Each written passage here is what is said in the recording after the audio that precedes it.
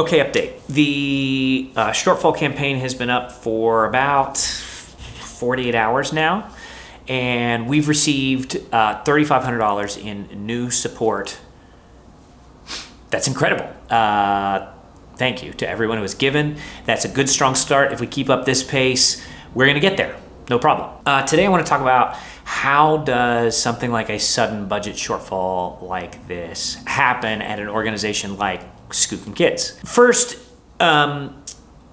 it's important to understand our cost and revenue structure. Foster care is organized like any service business, like consulting or accounting or real estate. We have a certain number of people who do the work of licensing, supporting foster parents. At Skookum, there are 4 people who do that directly, and then some support staff who handle some of the administration and allow them to focus on the hardest and most important parts of the job. At Skookum, there are 2 people who do that. Now, as you grow a service business, there always exist pockets of unprofitability in which the amount of infrastructure that you carry and the amount of money that you're getting in exchange for the work don't pencil out. These exist in every industry. Sometimes they're called death zones, and they occur predictably at certain sizes, because generally your revenue growth is a straight, smooth line and your expenditure growth will jump forward in chunks. So at some very predictable times, your expenditures will jump ahead of your revenues. In foster care, one of these death zones exists somewhere between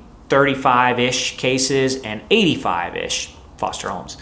Today, Skookum has about 60, so we're right smack in the middle of it. The way to handle these death zones is to hold back your growth just short of the threshold and wait until you have built up enough resources to carry you all the way through it. In fact, that's why most foster care agencies have either 20 homes or about 100 homes, with very few agencies in between those 2 sizes, because this pocket exists. In our case, we attracted some outside funding. The grant that we secured 3 years ago is intended to carry us from 2 homes all the way to 95 homes, but it was contingent on hitting certain targets. And despite the fact that we've grown really quickly to where we sit today, we fell short of one of our growth targets over the summer. So the funder chose not to send the final portion of that award, which we were counting on to make it through this death zone. And I knew a year ago that we weren't gonna accomplish that goal. And I thought I'd told the funder as much, but they didn't hear it like that. Call it a miscommunication. The fact is, we didn't hit our target and they chose not to fund us. So that happened in August. And since then, I have been cutting costs wherever we could and looking for new funding. I personally took a pay cut. We laid off 1 employee, canceled plans to open a new program. We chose not to hire to replace 2 employees who departed this fall for new opportunities.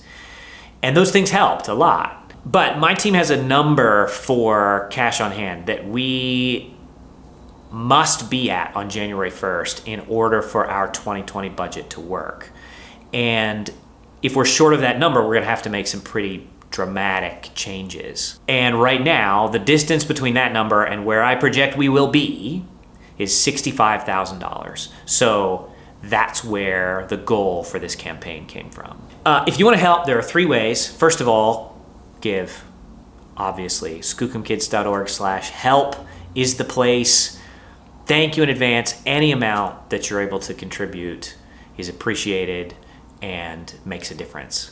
Second, spread the word. Several of our most photogenic supporters, I'm looking at you, Briddick and Leo, chose to make videos of their own about our situation. I cannot tell you how much that means to me. In your own way, whether you make a video or share it or email friends or text or however, spreading the word about the need to people who might be inclined to help meet it would be tremendously helpful. And finally, you could host a small event. I love to do simple in-home fundraising or volunteer recruitment gatherings.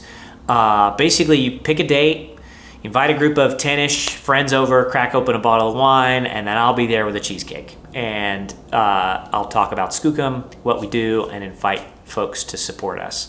November is a great time for these because a lot of folks are feeling thankful and generous. So that's where we are and how we got here. Thank you again for all the support and encouragement you sent my way. I can't help but feel a little responsible for the situation we're in. And I'm honored that you would trust me and Skookum enough to rally around us like this. So thank you.